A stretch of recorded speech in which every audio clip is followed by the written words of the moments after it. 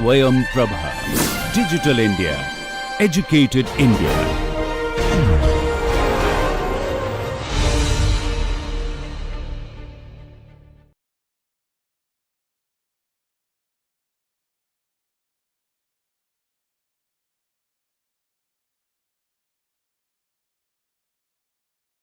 So, the difference between naturalism and idealism is perhaps that naturalism is how it is and idealism is how it should be.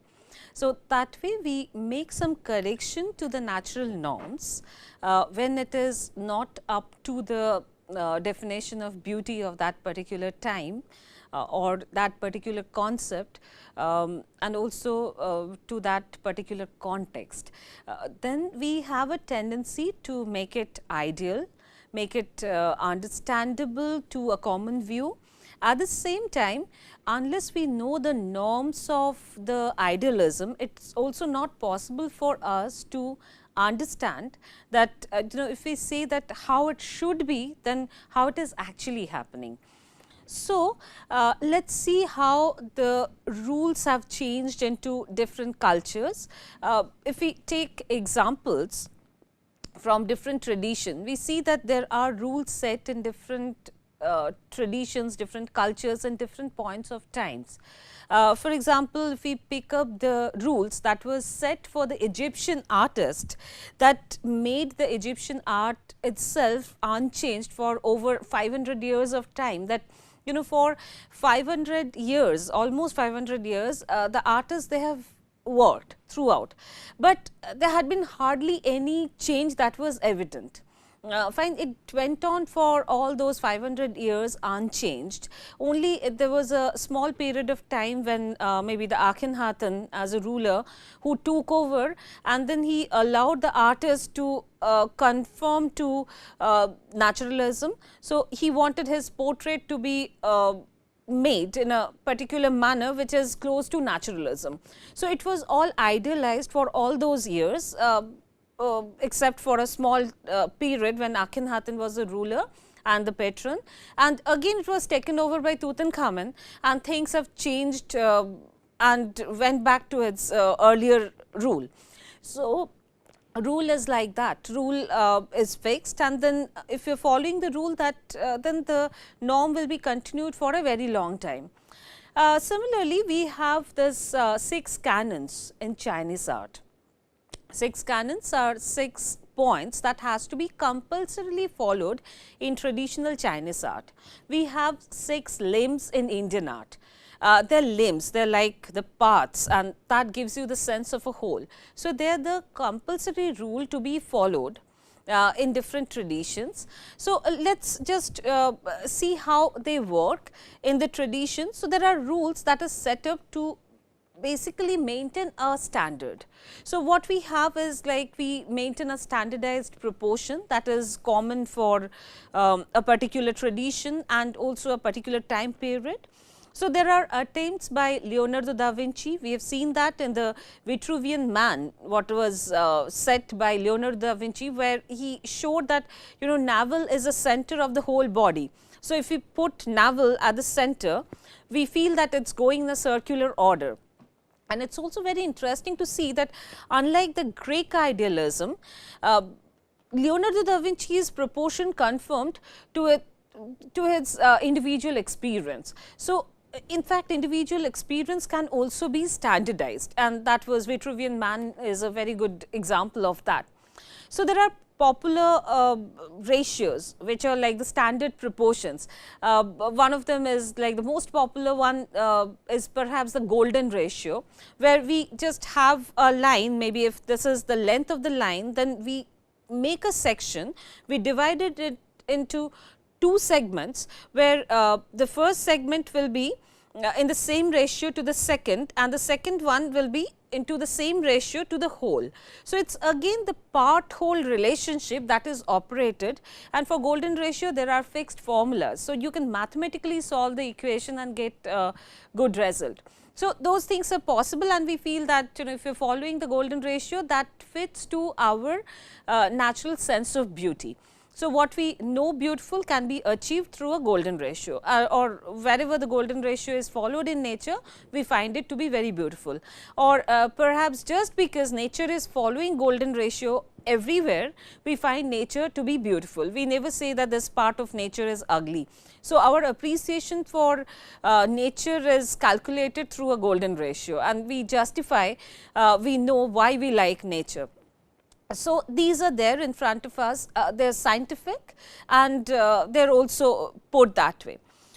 So, however, the modular ratio of Le Corbusier is another ratio where there is another example of a standardized proportion. So, proportion can be standardized and changed in different particular time, and we can also set a new standard and ask a group of people to follow that and set it up that way. So, anyway, let us also discuss and use Egyptian iconographic rules as one of the example.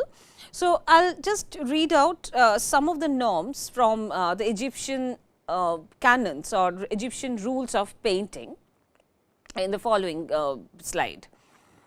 So, canons for paintings in traditional Egypt were fixed, were meant to be painted with darker skin color than women, pharaohs and queens to be always thin, beautiful and young, face and profile with a frontal eye, regular proportions in the body measures, the body to be 4 shoulders long, men's shoulders to be 6 fists wide, women's shoulder to be 5 fists wide, frontal view of shoulders, the navel to either edge, side view of the middle half of the body, fit in profile on toes.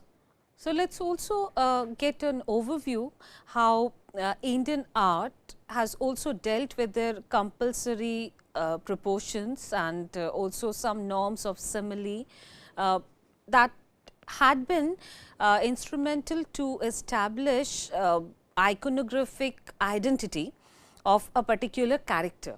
So, things were highly standardized, at the same time the knowledge was spreaded, so that it also initiates a very common and effective communication.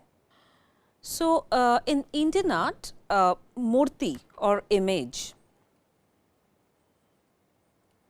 of an idol, that is known as murti, they followed certain norms. So, the nara or the human being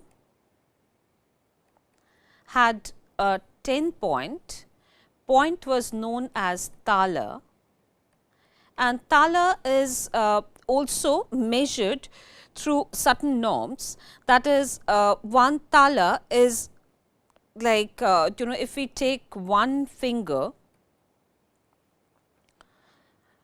it is like a human hand, a folded human hand is first divided into 4 halves. One part of it is known as one finger, that is 1 unit. This is as big as one part of a finger.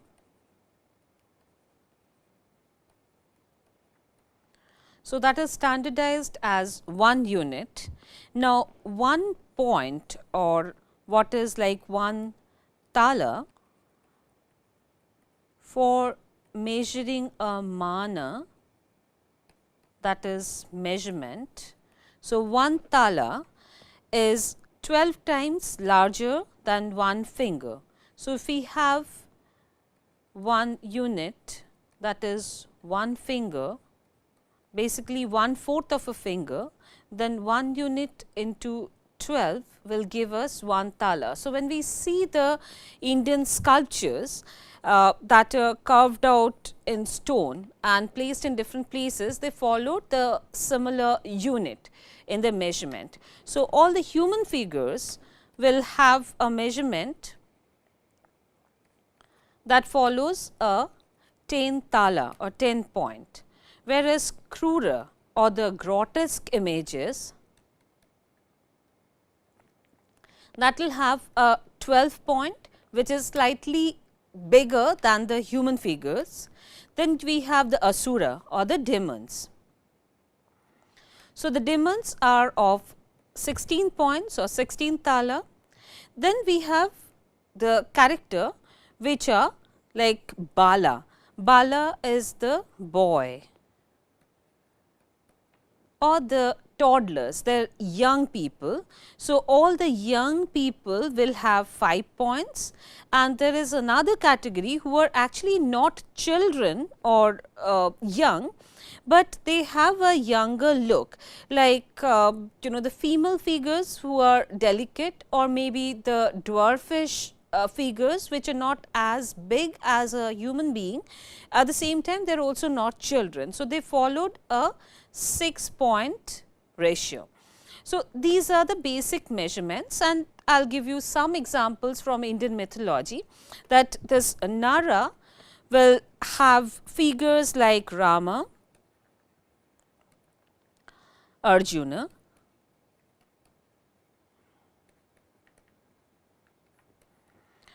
there can be Indra, who are the king of gods. We have Bhargava. There are characters like Nrisingha,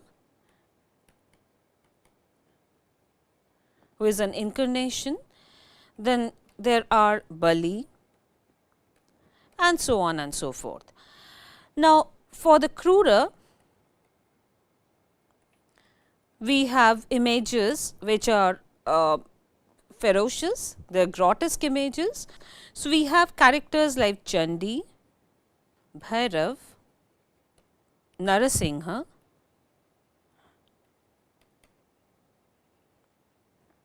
we have Hayagriva,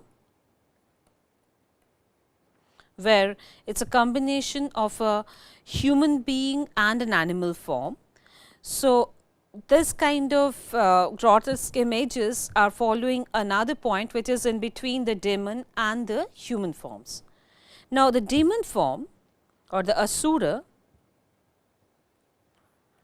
follow a proportion, and some of the examples may be Ravana, Kumbhakarna,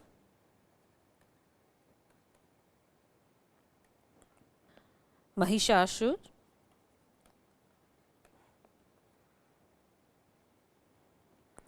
and so on. We also have characters like the young Krishna, Gopala, or the Krishna's childhood in this proportion, that is 5 points. And for the Kumara, we can have Uma, we have Vaman, and also the friends of Krishna,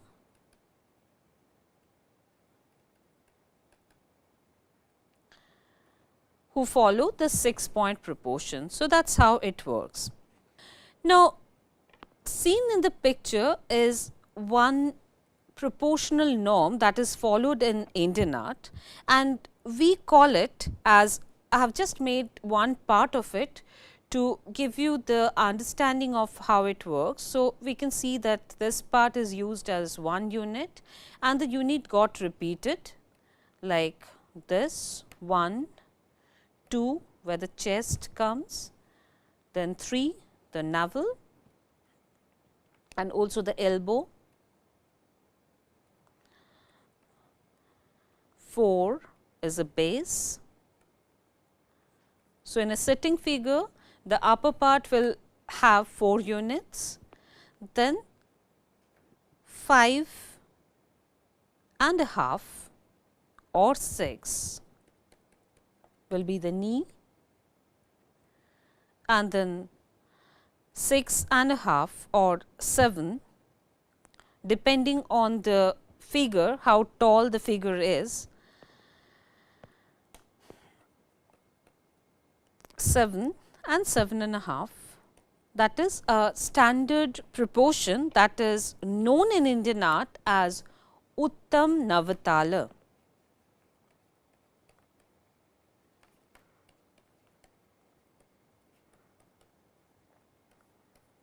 Uttam means good. So, Uttama is good. So, that is known as ideal. So, the ideal measurement. We also get to see in the picture another standardized norm where there are simile or similitude that is used in pictures. So, what we get to see here that there are iconic representation of human limbs. So, they do not look natural at all. So, they are not natural, but they are done with natural references. So, when we see an eye like this, it also resembles another form that is taken from nature. So, what we see here is ideal,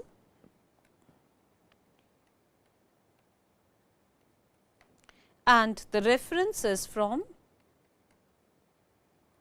nature. So, we use a natural reference to categorize an ideal form. So, the inspiration for this particular eye is a lotus. So, this is known as the Padmalochana or the lotus eyed one. We have another eye that looks different. So, we have the eye in a shape that is more like the shape of a bird who is like more turbulent. So, it is an eye which is not as stable as a lotus eyed one. So, when we see an eye like that, it gives us a sense of a young girl who is not as calm as the earlier ones. So, we see this kind of eye which is half closed. We have a lot of Gandhara sculptures following the similar half closed eyes, that is more meditative and calm, whereas an eye which is like a small bird, it is not as calm. So, we see that in young women, princesses, there are young goddesses who have this kind of eye which is more unstable. We also see reference like this which is known as Minakshi.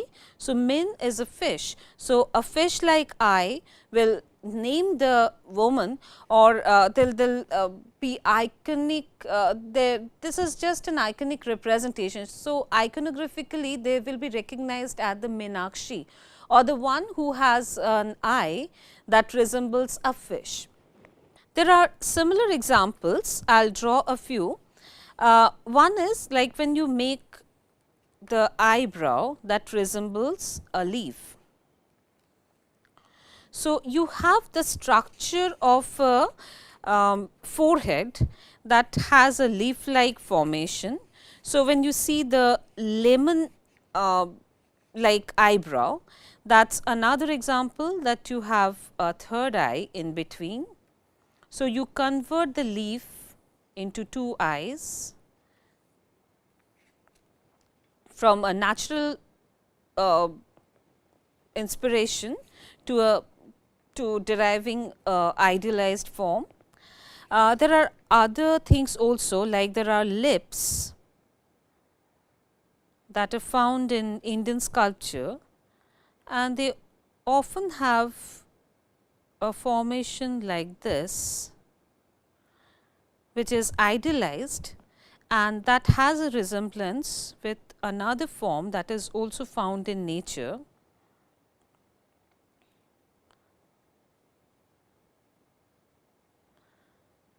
So, that is perhaps a formation of a bud, of a flower. And there are also other icons.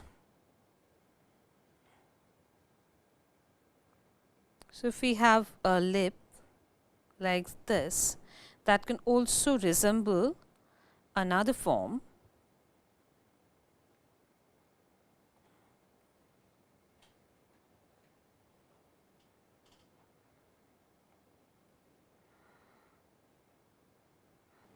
So, there can be also a nose that may resemble a flower,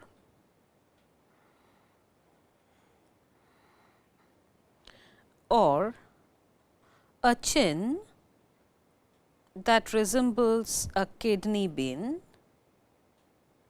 or perhaps a torso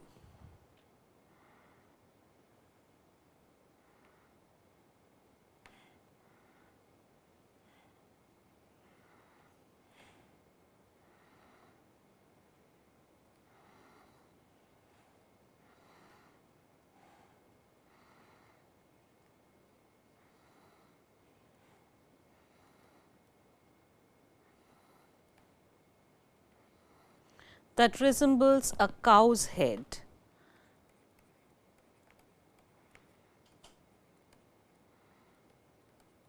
or a torso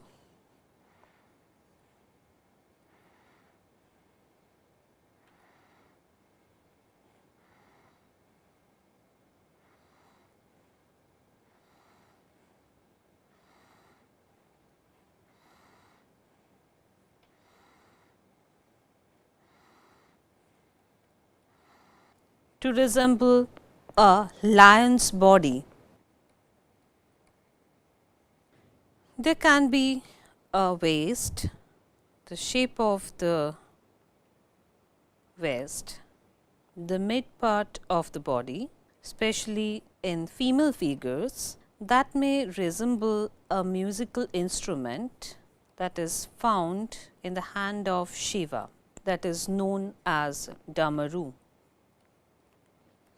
So, there are n number of possibilities to take natural reference and put them as inspiration in a standardized or ideal norm. Let us also get familiar with some of the similar things where the nose looks like a parrot's beak, or the ear looks like a particular bird, the nose in the form of a particular flower, the shoulder in the form of a elephant trunk. There are also arms in the form of a banana tree, where it unfolds into the fingers. We have different categories of pods and bends that follow the human hand. So, there are lotus, and the hand resembles the lotus form. So, everything is derived from the natural forms, but they are getting a new form. So, this is one gesture, a posture that has a particular standardized bend. So, a particular figure can either stand in a position that is known as Samabhanga,